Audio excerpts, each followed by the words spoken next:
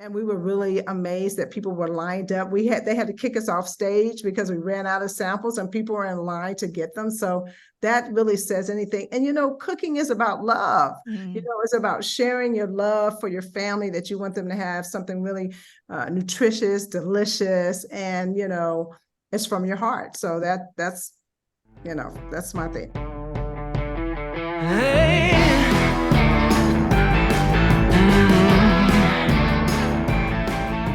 Hey, everyone. I am going to start this episode or this intro off with a celebration. And the reason I'm doing that is because that's how I start all of my individual and group coaching sessions. We like to acknowledge first what is working in our lives, what we are grateful for, before getting into the ways we're struggling, right? And the challenges that we're facing. And sometimes the challenges are the celebrations, right? So what I'm celebrating today is getting back to boxing. It had been maybe a month since I'd trained, and that is because, leave it to me, I injured my neck, my spine, right where the cervical spine meets the thoracic spine. And I did this by overdoing it. Imagine that. Yes, that's something I am still constantly working on myself in terms of overdoing chin stance in yoga. So yes, you can even get injured in yoga. And what I had decided I really wanted to do, my new goal, was to be able to lower myself down from a handstand to a chin stand, right? So I was practicing and practicing, and I just threw my spine way out of whack, which is, it's frustrating. I just sometimes want to move through the world as if I am superhuman. And in some ways, maybe I am. And other ways, obviously, I am not. So I have laid off the chin stands, got some help from my friend Yoav, who is a spine specialist. And he actually is in part 2 of the Fitness for Longevity video series that I put together in collaboration with Complement for their Plantapalooza event that many of you are probably a part of, because I've been promoting that the last few episodes. Anywho, got back to boxing, was able to really get in there, get some sparring in. I just posted on Instagram. If you're not following me, follow at Sexy Fit Vegan. I also have my personal on there, which I have not put hardly any attention to, at Ella Majors. At Sexy Fit Vegan is kind of where it's at. So check that out if you want to get a little inspiration around boxing. Muay Thai has been my thing for many, many years. And boxing is it's my moving meditation. It brings me to a place, when you're sparring and when I'm doing the mitts, hitting the mitts with my coach, you really cannot be anywhere else in your mind. If I'm not totally present, totally in flow, totally there in the moment, if I'm not, then things are going to go down that I don't want to go down. I'm going to get punched in the face, or whatever it is. And when I'm in flow, wow, there's just nothing better. So that's my celebration. I hope you are thinking right now of what you are celebrating, even in the midst of so much going on in the world. I'm sure in your own life, the challenges, the struggles, the sadness, the separation. And I think one of the best ways that we can do something positive is to work on our own vibrations, our own frequencies. And so, I feel like for me, the more I can be in my flow state, the more I'm contributing, and of course, the podcast is another great way. So thank you so much. I am just so grateful for your support, for you listening. And yeah, it turns out I jumped the gun last week. And actually, I'm not going to say jumped the gun, right? I'm really working on choosing words wisely and intentionally. And I've cut out lots of those common idioms that are cruel to animals, like, I kill two birds with one stone. That's not cool.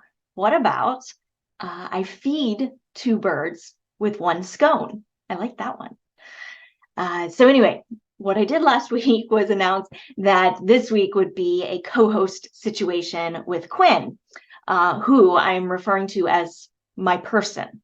I guess you could call him my boyfriend. It's a relatively new relationship, but I feel like I've found my person. And when it comes to my dog, I call, we say my dog, and I call myself Shy's person, right? Not her owner. I don't own her. I'm her person. And yeah, boyfriend just doesn't quite cut it. And that's why I'm really excited for you to meet him, which will happen in just a couple episodes.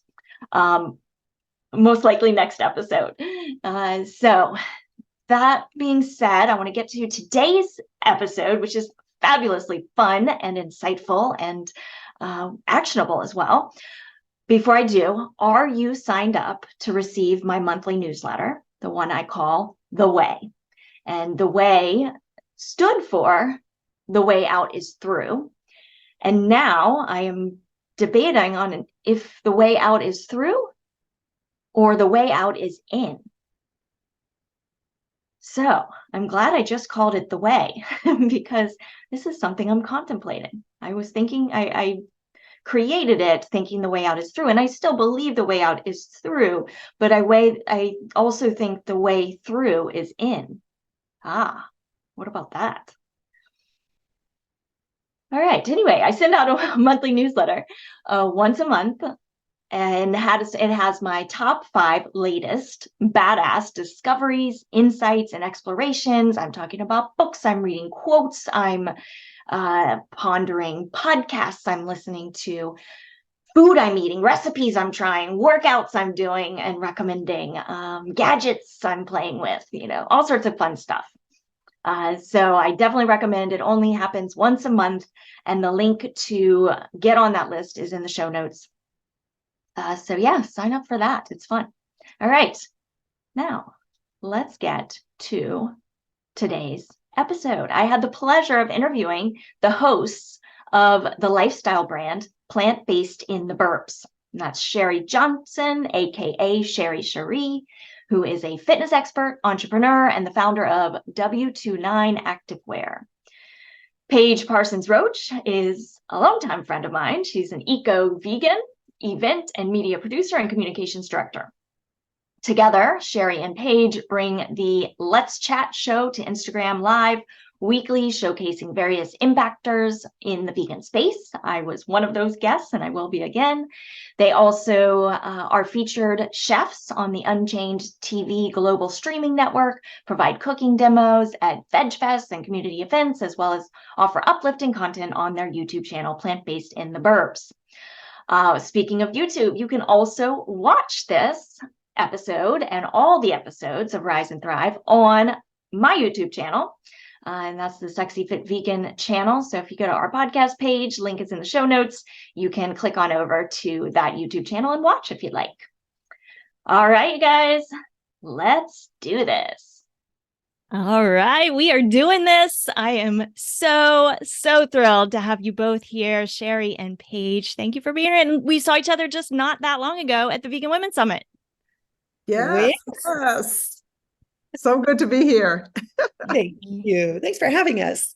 1,000%. This was meant to be. And I'm going to kick us off with a question that I don't know. This is a question that for some reason I think I'm going to start asking everyone. So it's a little different. So we'll start with you, Sherri. How about that?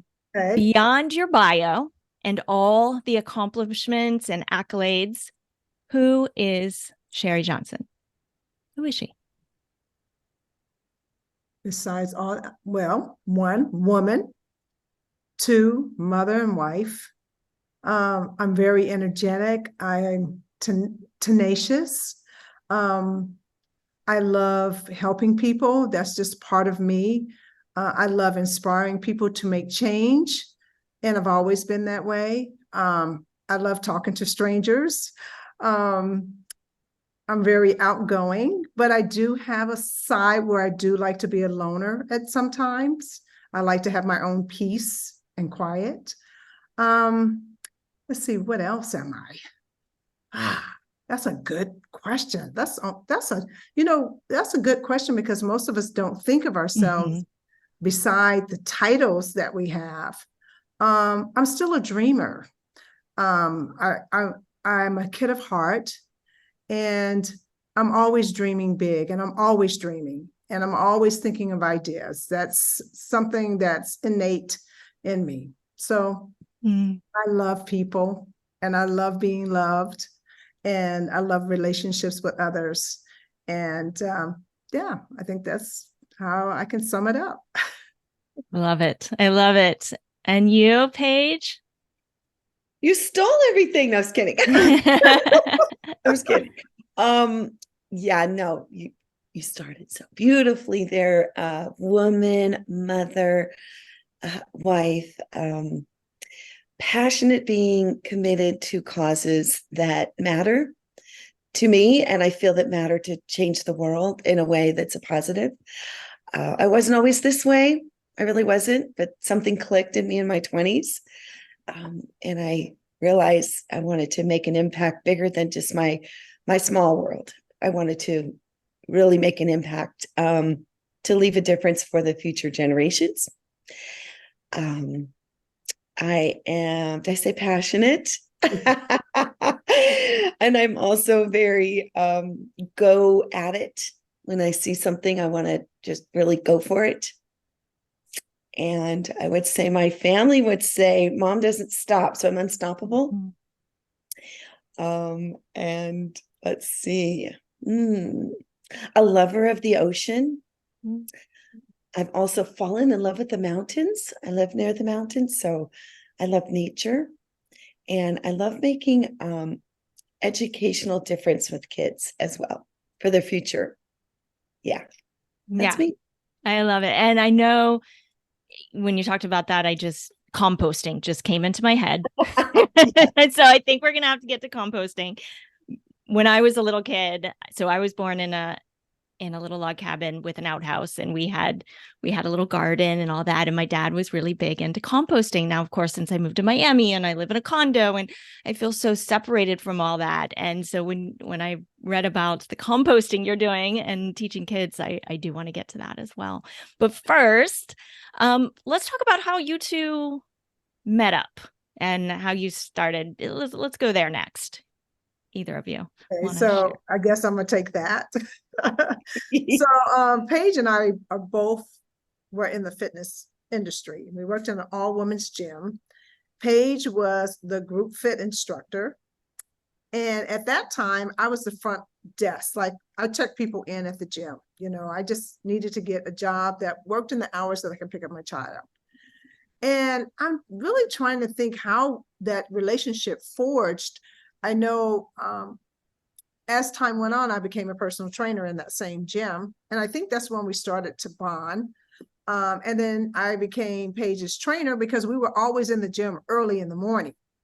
And that's when our relationship really took off. And, being a trainer, you get really intimate with your clients. They're able to share things that they may not be able to share with others. And we have that confidentiality about us that we do hold that for them. And I think that's just how we end up being really good friends. And it's just from there up. And then we end up being vegan, starting to go vegan at the same time without even knowing it, which was really crazy. It was like, I don't know, it was just that timing, and that even bonded us even more. I mean, Paige is one of those people that make you do things that you don't want to do.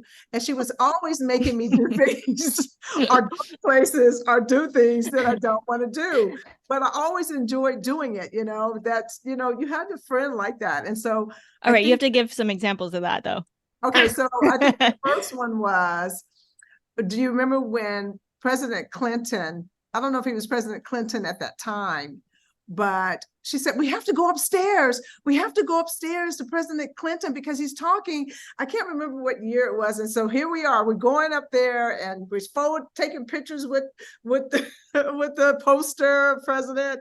I mean, just all kinds of things. She pulls me in. Okay, you got to do lunch break live. You got to do, she's like really, she'll call me up. Sherri, you have to do. And I'm like, I don't really like at that time getting out of my comfort zone. And she was that friend, or she is that friend that always pulls me out of my comfort zone, which is really great. You always need someone to give you like a little kick. And so from there, we just, she's just like my girl, You just clicked. You It just- clicked. I remember when you called me your ride or die, and I went, Yes. what's that? Ride or die? What's She had that? no idea what that meant. I didn't know what that coming meant. from I two did at the That's great. time. right? I do now. That's But also, great. remember, Sherri, we bonded also over going to the smoothie place down below. I mean, we That's already true. connected a lot, but there was this smoothie place that was doing these really clean drinks.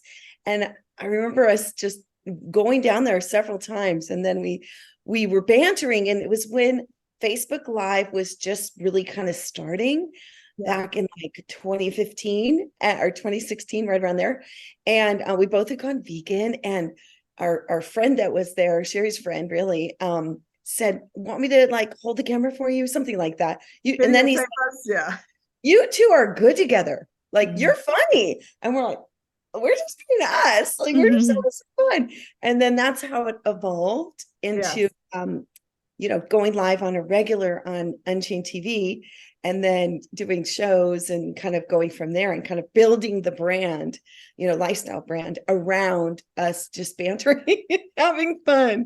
Naturally. It's so natural. It is. That's always the best, right? When it just comes naturally like that. Yeah. Now let's chat for a moment about your going vegan stories. That's pretty wild that you were both making that transition at the same time and not together. Right. So yeah, let's go ahead and start, Paige. You start. Okay, I'll make it quick. My daughter came home at 13 and said, I'm going vegan. And I really didn't ask her much about how she went by that. We had been dabbling in plant-based vegetarian for a while. And she had been vegetarian for 9 years, actually, or since she was 9. And I didn't really know it. She didn't announce, I'm vegetarian now. She just stopped eating animals. And I didn't realize it, right? And so when she said that, I did start getting curious, like, why? I started, and then as a mom, I went, how am I going to feed her? I need to make sure she's in middle school. Her brain is developing. She needs as many nutrients, protein, calcium, everything that I've been taught from the standard American diet. What am I going to give this child? So I started educating myself. And then after 6 months, we sat down together. I said, will you watch this movie, Cowspiracy? It's just come out. And being an environmentalist, it's called The Sustainability Secret. Within the first maybe like 15 minutes, they talked about busloads of water that it takes for a cow, a mother cow, to then have a baby and then produce milk. And I never put that all together. I just believed all the propaganda that is out there that doesn't tell you that these are mother cows. And being a mother of 2 and having nursed them both full into their first years, and my daughter 2 years, I know what it was like. I was thirsty all the time. I know what it was like to be exhausted. And I started thinking about these mothers. I never thought about cows as mothers. So that was what really drew me in, was the amount of water, but then also then I started to make the connection of the animals as well. So that's kind of what happened for me. Wow. Yeah. Yeah. Mine was so different. yeah, tell us. It was so different. My husband and I belonged to this church at the time, and every year they did a church fast, and you could do whatever you want. They put like a large sheet on the wall. You can walk up. You make the commitment if you want to participate or not. And so my husband wasn't anywhere. He was volunteering. And I went up and I wrote our names down and said, we're giving up meat for 14 days. And so when I came back and I told him, he goes, what? What are you talking about? So we did give up the meat for 14 days. Now, mind you, didn't understand the word vegan. We were still consuming dairy and cheese and all those things. But we found out that we were feeling really well, feeling really good and energized. So my youngest son, Chase, had told me that he was going to go vegan. I was like, vegan? What are you talking about? Like, you're not going to do any milk or eggs. I'm thinking, like, you're not going to have any eggs. And, the more and more we started to understand, didn't have anything to do with the animals. It was just really about health in the beginning, how we started to feel how our body had changed. We went through that same stage along progression, vegetarian, pescatarian, and then finally we got rid of the cheese after I saw What the Health. We saw that. That really changed our perspective and game changer. And so from that point on, we just decided, everything has to go.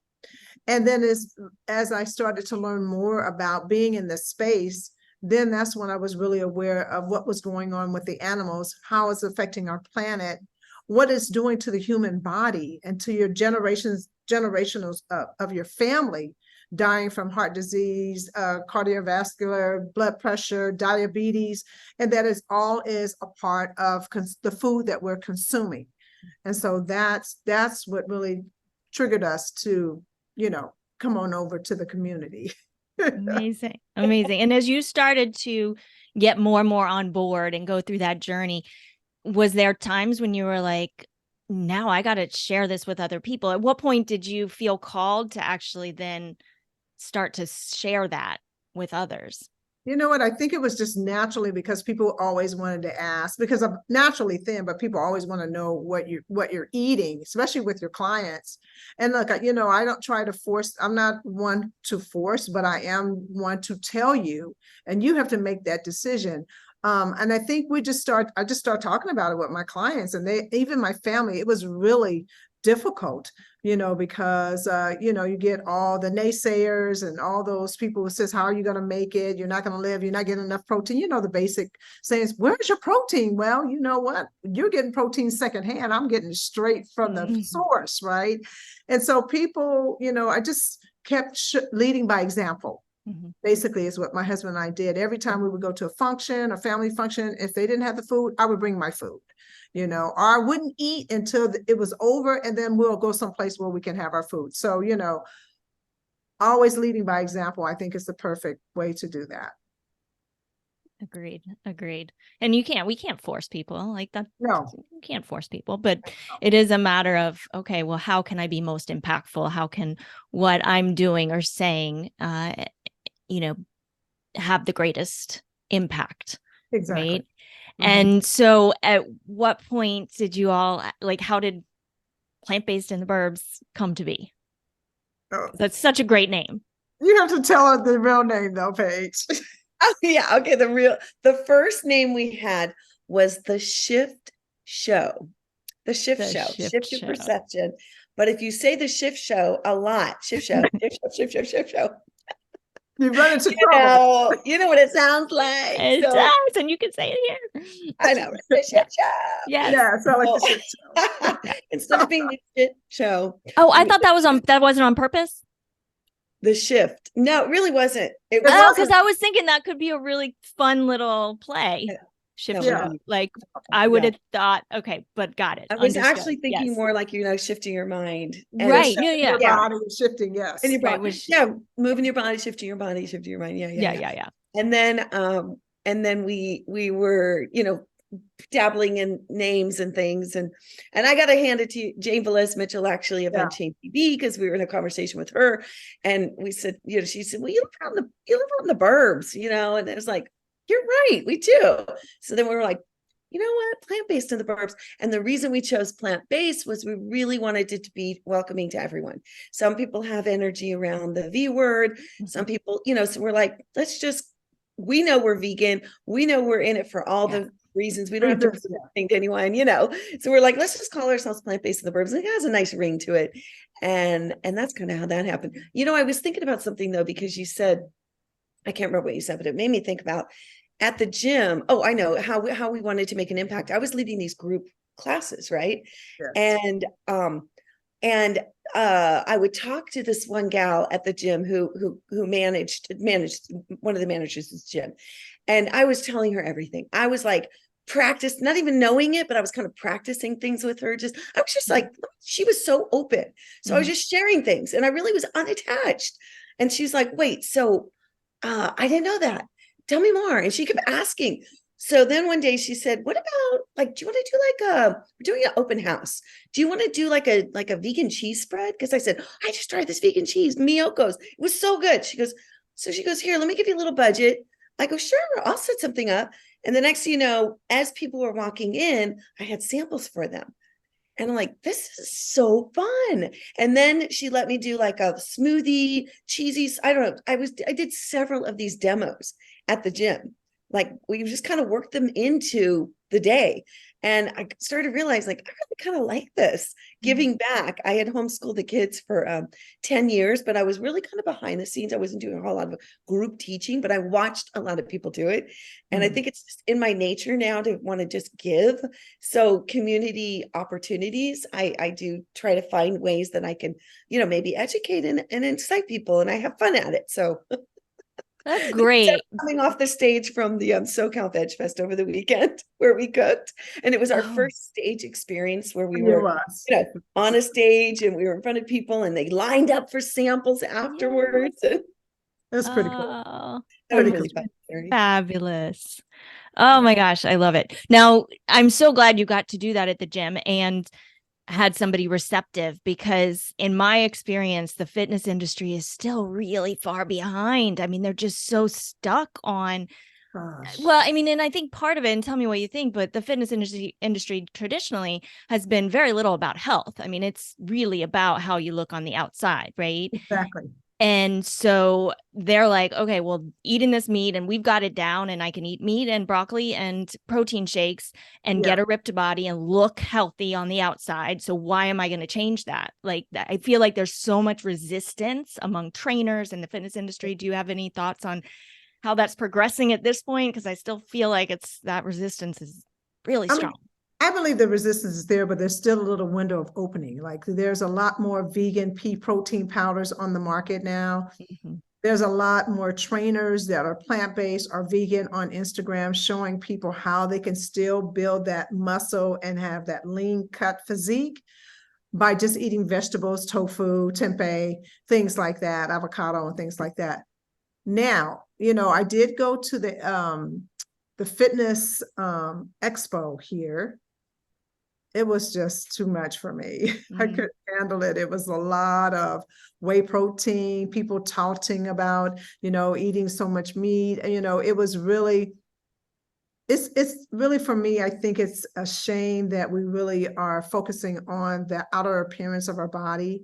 Even, and I don't mean to be harsh, but even when we're doing fitness championships or bodybuilding, the things that we put our body through in order to look a certain way, dehydration, there's a lot of things that are not very healthy, and in the long run can cause eating disorders for these champions or participants.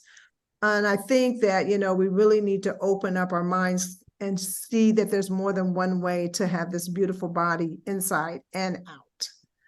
So that's just kind of my take on it. Agreed. We could go down this rabbit hole and talk about this forever. I want to say how I know things are changing is because I got a text this morning or a DM in Instagram from a friend that I knew in 2020. Honestly, he lives in Bakersfield, he and his wife, and they're in one of the top nutrition companies that sells all kinds of things that have been around a long time. So you can imagine that. And he sends me, look at our brand new plant-based protein powder. No joke. I'm like, what? And we all know this name. It's a name y'all know. Okay. And I haven't heard from this person in forever. Look at this. Like, that's fantastic. So I don't know. I think I guess what I'm working on now is for a while I was focused on, now I'm focused more inward and more about let's highlight what is shifting. Now I have my days, and I'd rather like I said, highlight the ones because we are small, but we're growing And if Yeah. I focus on the small, I get nervous or Yeah. funky or like, but if I focus on the fact that I see things popcorning, because it is the seeds we've planted that are starting to make an impact, I believe. And yes, there's people who are making changes here and there, but that have been vegan for a long time. But I don't believe they were really vegan. I don't know. I think there was something else there for them. And I'm not even going to judge them. It's like, that's their path. That's their Next, path. Yeah. who else wants to learn about this? Who else wants to make a shift? You know, 1,000%. I have to double on that too, but I do see that I get email about food trends, and a lot of people are starting to do that because they see that there's a demand for that. So a lot of companies are putting out plant-based alternatives that way, so they can capture these consumers that they may have they're losing. You see, so it's a big market. And a lot of people are putting their toes in it, which is good because that offers opportunities for other people to try something else, especially if they have lactose intolerance and they're doing whey protein. We know automatically that's going to cause havoc, bloatness, and everything. But now that gives them opportunity to try pea protein, hemp protein, whatever other source they can have. So it's a good thing that everyone wants to jump into this market. 1,000%. And I think, and like for my podcast, I want to be so inviting, right? And I think that's what you're doing with your brand, is being so inviting and inclusive to welcome everybody to make steps in this direction and see how it feels, and let us support you in that. And it doesn't have to be all or nothing. This is a journey, and we're here, and we can show you how it can be the most joyful journey possible, that it's not a sacrifice at all. It's not. That's what I love. And I love also how much you're impacting your community. Can you talk a little bit about that piece of your brand and the projects you're working on? Go ahead, Paige. Yes. Okay. Well, I think the one that we're most involved in is the Vegans of Los Angeles Vegan Food Bank. It's a food bank, and it's once a month that we volunteer and do food outreach, which is essentially build a bag. So folks come through, about 400 people, 300 to 400 come through, and we hand them and we say, would you like this broccoli? Or would you like this eggplant or cabbage? And then they say yes or no. And then they're feeding families of about 4 to 5. So we realized that we're impacting about 1,200 people just that day alone. Right. And this is, like I said, once a month, and this is headed by the founder, Gwenna Hunter, and she is creating outreach. She just told me that she's looking at doing a floating food bank as well, which would be popping up around town in Los Angeles, which would be incredible because, as we know, high prices are going up. And food insecurity is at a high here in the United States and around the world. So this is an opportunity to feed people. People have the worth of food naturally. And as Gwenna says, we naturally need to feed them healthy, nutritious food that will feed their entire family. And that's something that we're involved in on a monthly basis. I love Do you it. want to add anything, Sherri? I mean, I just love it. I watched Gwenna's interview. She had an interview yesterday with Maggie Bird, and she really is a caring and compassionate person. And that's what makes you want to volunteer, because you know that she's sincere. And then when you see how grateful everyone is to receive the food. Now, when I was growing up, we had those same issues, food insecurity. And so feeding people or helping to give people healthy food is so close to my heart. And I enjoy every smile that I see coming through the line, all the children, knowing that they're getting great vegetables, nice fruit that probably they wouldn't buy, vegan products that they probably would never try, but someone is there to say, well, you can do it like this if you want to try it. And they go, oh, okay. So it really is teaching them or showing them that you can survive on that. And not only that, I think the plant-based treaty also gave you some pamphlets. Is that what we have, Paige? That Spanish or whatever that we can give out, that they give out to each member if they choose to take them in Spanish, to explain what veganism is and how you can do it. So It really is remarkable. And every time I miss it, I just hate when I have to miss it. It's just amazing. It's a great feeling to think about something bigger than yourself. You know, like I can sit home and think about all the things that's not happening for me, but when I'm out there doing it for other people, it just really gives you pure joy.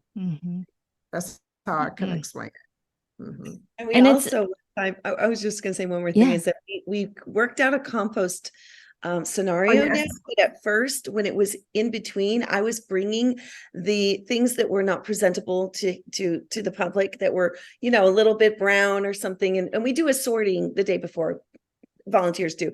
But once you're on the line, you might see things, a bruised this or that. So we ended up bringing some of this to a sanctuary, a local sanctuary, animal sanctuary, Kindred Spirits, and the animals absolutely loved it. And I love seeing Sherri's face. It was so amazing. First time. I'm obsessed with billy goats. I've always been obsessed with billy goats, you know, and we had all that lettuce. I mean, all the characters. You get that pushy one, the one that wants to get everything. Some are jumping around, but it was just amazing. That was the first time I've ever been to a sanctuary, and it was joyful. I have to say, it was joyful. Oh, that just it was amazing. What a win. I mean, what a win. You know, for everybody, for humans, for animals, for the planet, for the people doing the feeding, the people getting fed. You know, like it's amazing. Wow.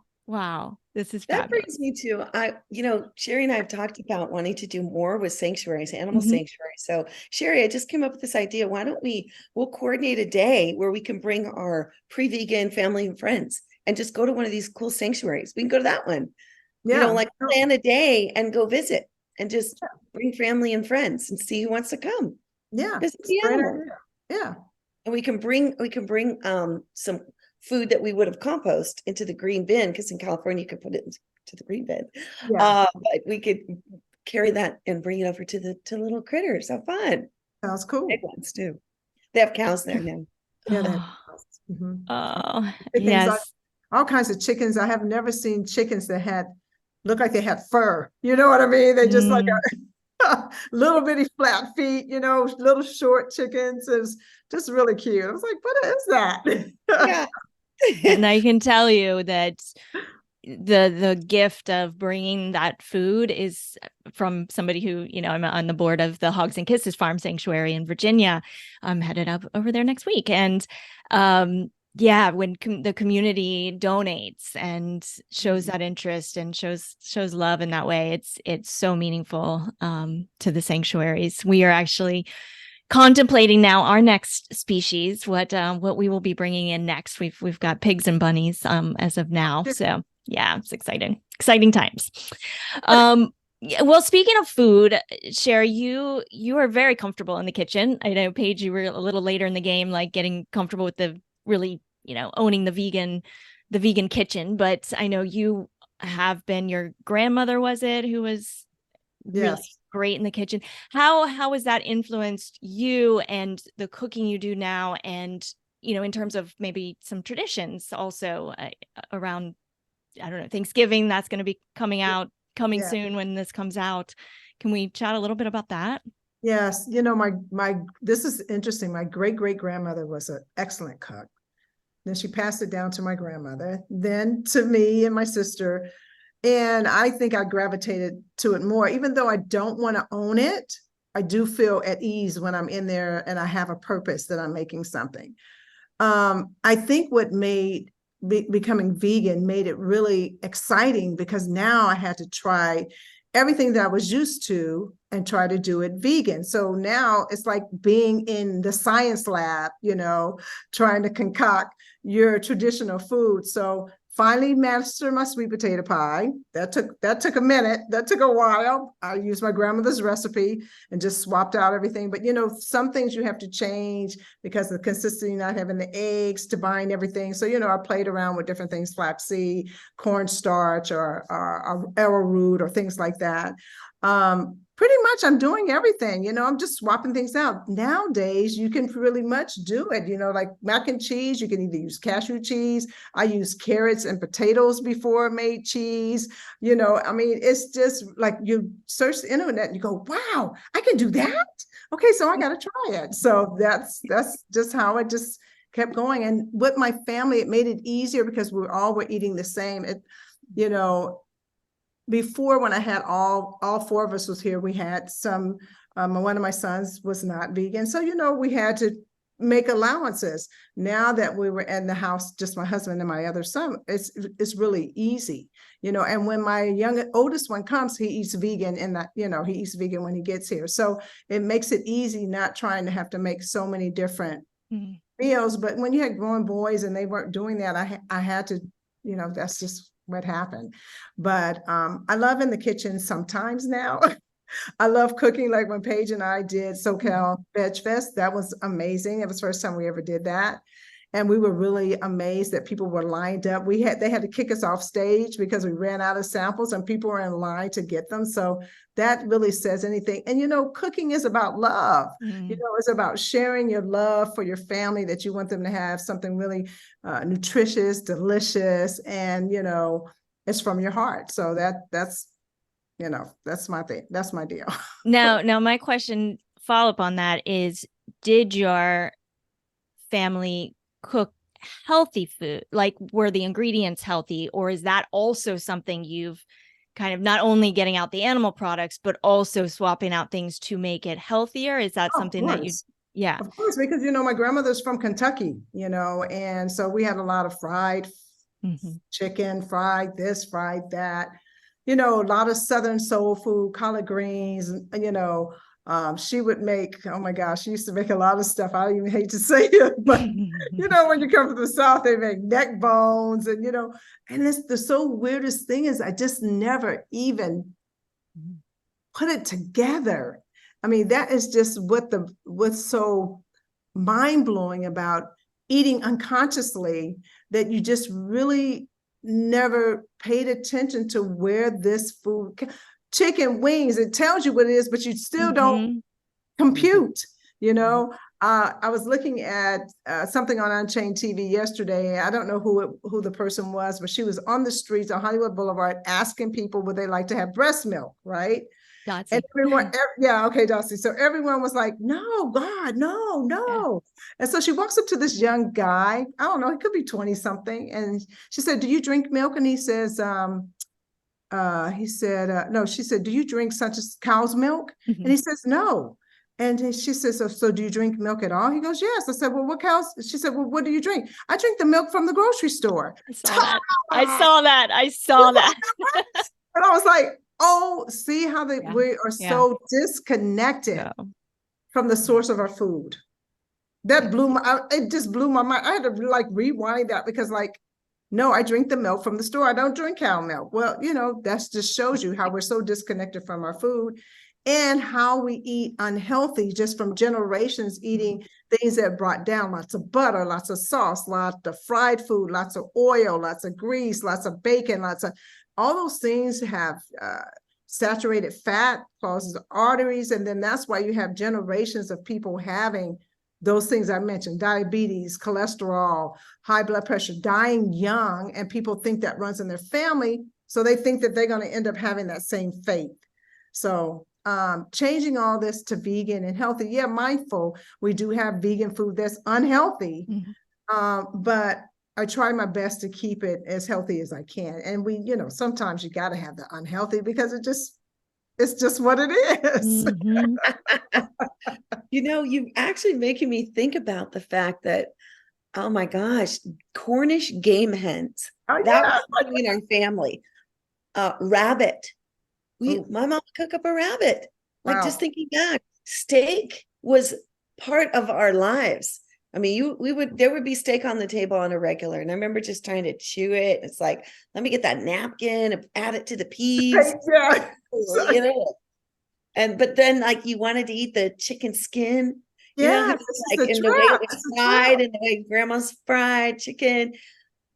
I just think back, just not present to as Chef Babette says, that's like the pus and sweat, the chicken being Mhm. cooked up, like, woo, never thought about that. Never thought about that. I wanted to say something that in this conversation I've actually gotten really present to was in my family, there was a lot of food waste. And I think that's why I save all my leftovers and I repurpose them. And now I'm big on the compost because I want to figure out how to take that food waste out of the system and put it into a compost, because I'd see my mom dress the salad, this huge salad, we had 4 kids, and then there would always be someone over, and she put all the dressing on it, sopping dressing, like, ooh, I always get my dressing on the side now, right? And then at the end, we wouldn't be able to finish it. And there would be like a quarter of it left. Throw it into the trash can. And I look at that now and I think that happened night after night after night after night after night for years. And I mean, I just wasn't, just not being aware. So I feel like when you brought up the question about when did you have that change where you wanted to like be vocal and share, I think once I started, the veil started to be lifted for both Sherri and I probably for you, Ella, as well. And I started to think, I didn't know either until I knew. And now I know, so I made it shift. So, I feel like I'm not mad at people who don't know, because I get it. I didn't know either. I get upset sometimes once they know and they're not doing it. I'm like, come on.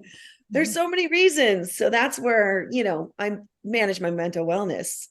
Right. And to jump on Paige, now, when I was growing up, my mom was a young mother, so we had to eat leftovers. And I used to hate eating leftovers. So she would make a big pile of beans. We would eat those beans until they were gone. So, that's kind of like her way of maybe not wasting food, stretching the food, so that we can have, those things for the rest of the week. And then she would add something different to that, so that's kind of how we did it. Well, it's also interesting. This just popped in my head, talking about our relationship with food, and some people couldn't leave the table until all their food was eaten, right? And that's not healthy either. You're saying, I'm full, too bad, you have to keep eating. And no wonder we have people that, that are overeating later in life too. So there's so many things that happened, and our parents were all doing the best they could, right, with what they had. And I know my mom, like, before I went vegan at 15, I went vegetarian at 7, vegan at 15, but she would make me drink an entire glass of milk at the dinner table, because she was terrified that I'd have brittle bones otherwise. And whose fault would it be? Would it be my mother's? And I hated the taste of milk, and I had a whole system for getting it down, and I would hold my nose and I would chug it and then chug water before I could breathe out. It was like I had to mentally prepare myself. It was torture. Oh my God, such torture. And it also reminds me of the quote by Maya Angelou, who said, do the best you can until you know better. Then when you know better, do better. And I think that goes back to what you said, Paige, and so many people and clients, I'm sure too, for you, Sherri, a lot of times people do know better, and they know better. And yet there's so many things that are still causing them not to do better. And those are the tools and the inspiration that I try to think about when I'm giving talks or whatever it is. It's like, okay, a lot of people, they do know better. They don't need another, health lesson, but how do we help them? So I ask you, how are we helping people that do know better, yet still are having trouble doing better? It's challenging.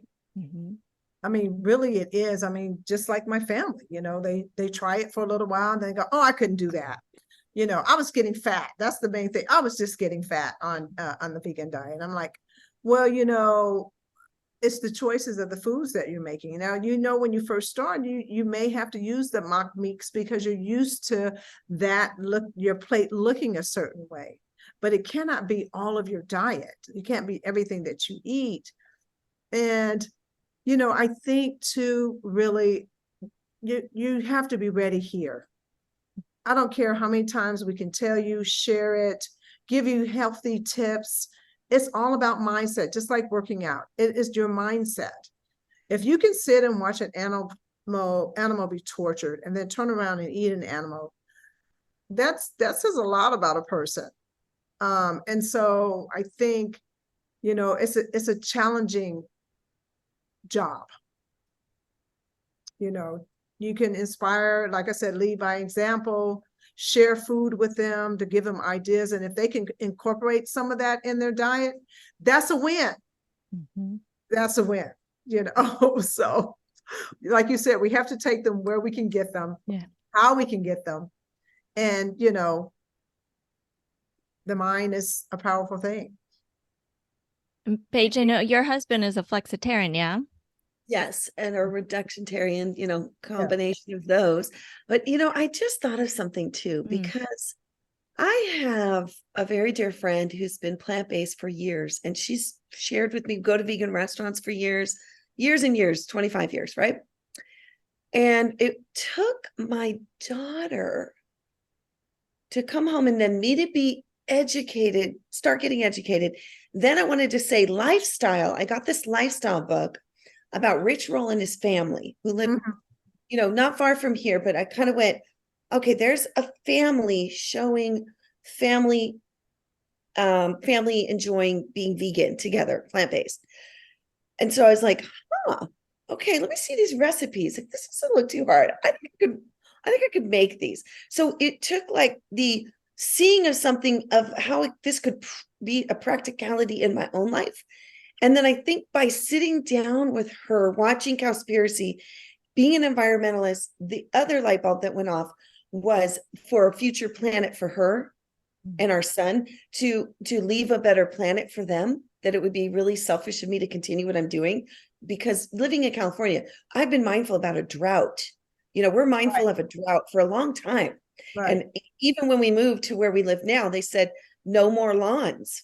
Get a faux lawn or get sustainable plants or, drought tolerant. And so that's what we did. And so I think there was a bigger purpose for me outside of my health, outside of my physicality, outside of, it's like I all of a sudden it just became bigger than me. My selfish needs of what I thought I needed, my sushi, because that was the big one. Like, what? I'm not. The night before I went vegan, literally. That's why I know it's October 1st that I went vegan, because the night before we had all you can eat sushi, and I was like, okay, I'm gonna go for it. I wasn't thinking about those fish. Those fish didn't have feelings until I saw other things and had experiences with fish that clicked. But I didn't care. I'm like, I want to eat what I want to eat. And I could afford to eat how I wanted to eat too. And so this is like an opportunity for those people that maybe resonate with me to go, I never thought about that. This is something beyond me. But you also, I think health is key, because if you don't feel healthy, but if you feel healthy already, because I was healthy, so I didn't do this for the health. You see what I mean? If you have to dial in your health, get that figured out, then we can talk about how you can now shift and do. Because I think when you're in a health crisis, you just are trying to figure it out. Now, there are a lot of people who've been in health crises with lupus, autoimmune disease, cancer, heart disease, that switch, and they have changed the trajectory of their future. So it takes a lot of work. Going to a doctor to get a pill and having a surgery is something people do very readily now. And I'm not even going to judge people. I just know my stepfather died suddenly of heart disease. The Christmas before, I said, let me make the menu happen. And sadly, he called my sister-in-law, said, bring me something I would like to eat. Okay, that might be, a lot to say. It's very sad. I also have learned to cook better. I wasn't the best cook. I was going to figure it out, though. So I have a commitment that people are aware of this information and then they can choose. And that's really where I'm at now. About you, Sherri. It's true. Yeah. So yeah, and that's what it is. It's, if we're talking about being conscious about what we're putting in our bodies, what it's going to do to us, where it came from, that mindfulness piece, like that's, I think, being mindful. And I was doing a talk in Omaha where you guys were at the Veg Fest this past weekend, and I did a mindful eating exercise. And I think that connection with your food, allows you that opportunity to actually, besides the benefits of actually chewing your food to a paste Right. and all the digestive benefits to that, but just what am I chewing? Where did this food come from? You know, Mhm. what is it going to do within my body? Is this an act of care? Is this an act of compassion for myself? Is this an act of compassion for animals, for the planet? That mindful eating piece, I think, is key. It's Yeah. key. Yeah. All right. This has been so fun. So I've got one kind of last question to final up. And if you have anything else you want to, I want you to tell people where to find you and all that good stuff. But we're going to end it with this. You have been gifted a billboard to do whatever you want with. What goes on that billboard and why? And I think we need many more billboards. Whatever you choose, I really want it to I'll actually let you go happen. first, Paige. I have to think about that one. Oh, I have to think about it too. Well, what comes to, okay, I will say what comes to mind is eat more plants, y'all. Eat Gotta more have the plants, y'all. showing some fun images. Make Because it I fun. don't know how much the sad images really Right. resonate with people if they No. just look and look away. I think there's a time and a place for those for sure. 100%. But just where I'm at now, I'm about get more plants on your plate, y'all. And that's kind of says it. It gives Yeah. people an action to do. Yes. Not do, but to do. I probably would show on my billboard swap outs. Mm. Like, you know, we talk about protein and may show a steak. I can show you tofu. You know, we have those all on Instagram anyway. Just show people the swap out beans. I mean, listen, people talk about being a vegan is expensive, but if you're buying your plants, it is very inexpensive. Like Mhm. one of our friends, Vegan Pop Eats, can show you how you can eat on $20 a day. Now think about buying dry beans. A pot of dry beans can feed a family. Rice, this doesn't cost that much money buying your vegetables. So I would probably do something like that. And I probably would do it in the community that I come from to show people that we don't have to eat fried chicken. We can eat this instead. We can, you know, so that's what I probably would do, a swap out and just show them how affordable it really is when you think about it. Because this myth of vegan food is expensive is really, that's what it is, unless you're buying mock food. That's where the expense comes from. That's where the expense comes from, true. I was going to say, and I want to give a clause, the y'all. I lived in Tennessee when I was in 3rd grade and it stuck with me. So I lived on a farm. They were actually cattle ranchers, our family. And my brother had a pet pig. So y'all, and I had some pet chickens. Well, I'm from North I think Carolina, that's so very- that's Yeah. a really, that's powerful. I've never seen that. That's really powerful because that was something I saw at this restaurant that I would go to, Joy Cafe. They still have the messaging board, and they would put that chicken versus chickpeas, and they put the nutrition facts. Yeah, The that's what I protein would, yeah, you would do that. Mhm. beans versus beef. Right. It was really, really powerful. It really, I mean, then I think if people could actually see that, it would probably really make them think about it because meat is expensive. Mhm. And if we're talking about people who are having problems putting food on their plate, yeah. then this would be a great alternative to really get nutritious food, you know, really with substance, get satiated and not spend that much money. And everyone can do that, you know, so that would be really cool. Yes, we need to make that happen. Yeah. All right, tell people where they can find you, where they can join you when you do your show and all that good stuff. And we'll put it in the show notes, of course. Well, we are plant-based in the Burbs with a Z. Yes. You can find us on all social media. We have a YouTube channel. We also have 6 cooking shows that were produced, and they're on Unchained TV global streaming network. It's free. So you can head over there to Unchained TV, one word, find us there, and then all the other socials. But I'm also Paige Parsons-Roache, and I'm Sherri, and we also have a show every Tuesday called Let's Chat, which Ellen was on, that we bring on people in the vegan community that have inspirational stories, can help shift people's thoughts on becoming vegan or vegan curious. So, and that's really something that we enjoy doing that too. So every Tuesday at 11:30 Pacific Standard Time and 2:30 Eastern Standard Time. on Instagram Live. On y'all. Instagram, thank you. Yes. Fabulous. You guys are so fun. We could talk for hours. There's so many directions we could go. So you're probably gonna have to come back. Just saying. Okay, love it, We definitely. want to have you back too. Yes, let's do it. Yeah, where we can get 3 in. Yes. That was challenging. Yes, but we did it here and we'll do it again. Yes. All right. Thank you, Thanks, Ellen, guys. so much. Welcome. Hey.